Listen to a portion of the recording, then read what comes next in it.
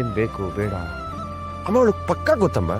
ಅದಕ್ಕೂ ಮೀರಿದ್ದಮ್ಮ ಆ balance walk ಮಾಡ್ತಿರ್ಲಲ್ಲ, ಅವಾಗ ಅವಳು ಗಾಬರಿ ಆದಾಗ ನನ್ನ ಹೆಸರಕ್ಕೆ ಹೋಗಿತ್ತು. ಅದು ಆಕಸ್ಮಿಕನಾ ಅಮ್ಮ? ನೀನು ಹೇಳು, ಅದು ಆಕಸ್ಮಿಕನಾ? ಓ, ನಾನೇ ಯಾಕೆ ಹೇಳ್ತಾ ಇದ್ದೀನಿ, ನೀನೇ ಹೇಳಮ್ಮ.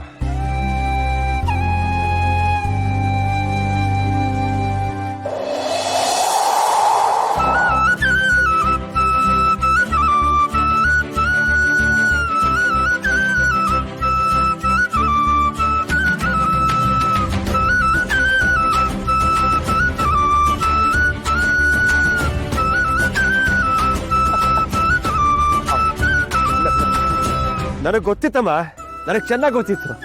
ಹಂಗೆಲ್ಲ ಆದಾಗ ಹಿಂಗೆಲ್ಲ ಆಗುತ್ತೆ ಅಂತ ನನಗೆ ಗೊತ್ತಿತ್ತು. ಅಮ್ಮ ಥ್ಯಾಂಕ್ ಯು ಮಾ, ಥ್ಯಾಂಕ್ ಯು ಸೊ ಮಚ್ ಮಾ, ಥ್ಯಾಂಕ್ ಯು. ಬರೀ ಕನ್ಫ್ಯೂಷನಲ್ಲೇ ಇದ್ದೆ, ಕನ್ಫ್ಯೂಷನಲ್ಲಿ ಫ್ಯೂಸ್ ಔಟ್ ಆಗೋಗಿತ್ತು ನನಗೆ. ಈಗ ಒಂದು ಕ್ಲಾರಿಟಿ ಕೊಟ್ಟಿದ್ಯಾ,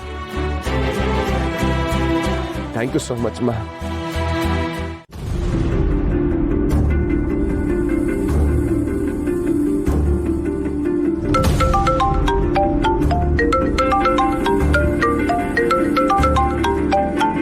ಇನ್ಮೇಲೆ ನನ್ನ ಫೋನ್ ರಿಸೀವ್ ಮಾಡಬೇಡಿ. ನನ್ನ ಪರ್ಮಿಷನ್ ಇಲ್ಲದೆ ನನ್ನ ಫೋನ್ ಮುಟ್ಟೋದು ನನಗಿಷ್ಟ ಆಗಲ್ಲ.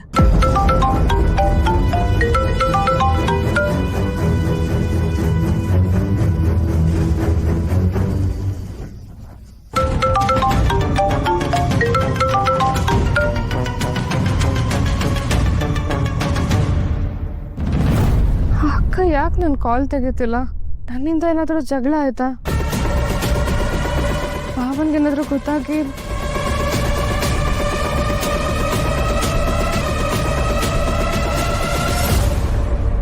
ಕಲ್ಯಾಣಿ ರುಕ್ಕು ಫೋನ್ ಮಾಡ್ತಾ ಇದ್ಲು, ನಾನು ಪಿಕ್ ಮಾಡಲಿಲ್ಲ. ನೀನು ಬೇಡ ಅಂತ ಹೇಳಿದ್ದಲ್ಲ.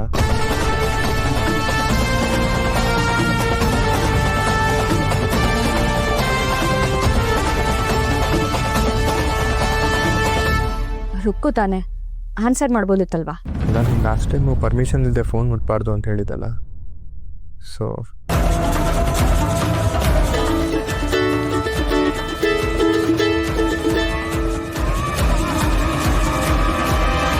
ಹಲೋ ಅಕ್ಕ. ಹೇಳಿ ರುಕ್ಕು. ನನಗೆ ಗೊತ್ತು ಕಣೆ ನಿನಗೆ ನನ್ನ ಮೇಲೆ ಕೋಪ ಇದೆ. ಸಾರಿ ಕಣೆ, ನನಗೆ ಕ್ಷಮಿಸ್ಬೇಡ. ನೀನು ಮಾಡಿರೋ ಕೆಲಸ ಅಂಥದ್ದಲ್ವ ರುಕ್ಕು, ಅದಕ್ಕೆ ನನಗೆ ಅದ್ರ ಬಗ್ಗೆ ಕೇಳೋದಕ್ಕೂ ಇಷ್ಟ ಆಗಲಿಲ್ಲ. ನಿನಗೆ ಅರ್ಥ ಆಗುತ್ತೆ ಅಂತ ಅಂದ್ಕೊಂಡಿದ್ದೀನಿ. ಅಕ್ಕ, ನನಗೆ ಸ್ವಲ್ಪ ಕೆಲಸ ಇದೆ ರುಕ್ಕು, ನಾನು ಆಮೇಲೆ ಮಾತಾಡ್ತೇನೆ. ಹಲೋ.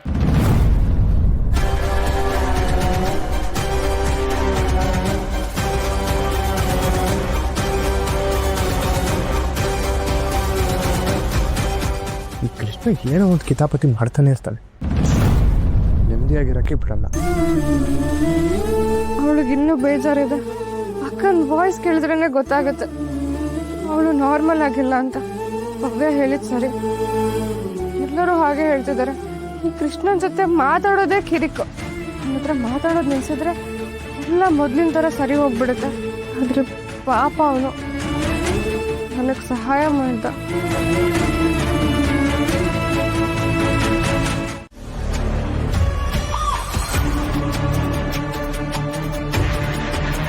ಕೃಷ್ಣನ್ನ ಕೆಲ್ಸಕ್ಕೆ ಸೇರಿಸ್ಕೋಬೇಕು ಅಂಗಡಿನಲ್ಲಿ ಅಂತ ಅಣ್ಣನ ಹತ್ರ ಶಿಫಾರಸ್ ಮಾಡಿದೆಯಂತೆ. ಹೌದು. ಯಾಕೆ ಅಂತ ನೇರವಾಗಿ ಹೇಳ್ಬೋದಾ? ಯಾಕೆ ಅಂದರೆ ಇಷ್ಟು ದಿನ ಇದ್ದಂಗೆ ಇನ್ನೆಷ್ಟು ದಿನ ಇರೋಕ್ಕಾಗತ್ತೆ? ಇಷ್ಟು ದಿನ ಇದ್ದಂಗೆ ಅಂದರೆ ಹೇಗೆ?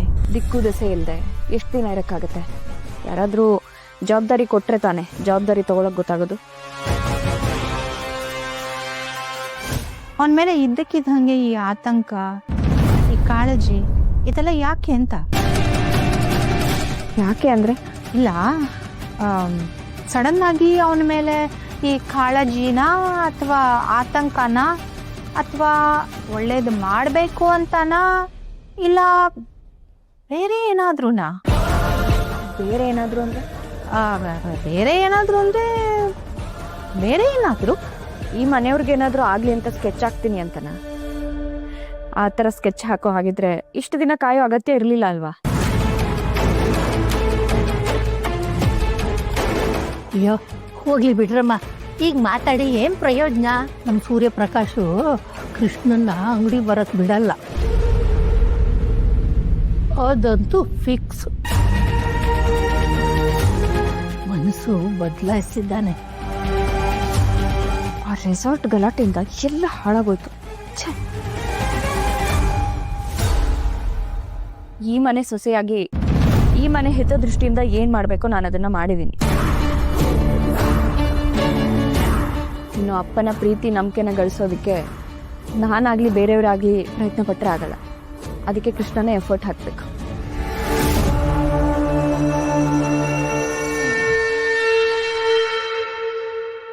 ಮಗು ಬಾಯಿಗೆ ತುತ್ತಿಡ್ಬೋದು, ಅದನ್ನು ನುಂಗ್ಬೇಕೋ ಬಿಡಬೇಕು ಅಂತ ಮಗುನೇ ಡಿಸೈಡ್ ಮಾಡಬೇಕಲ್ವಾ?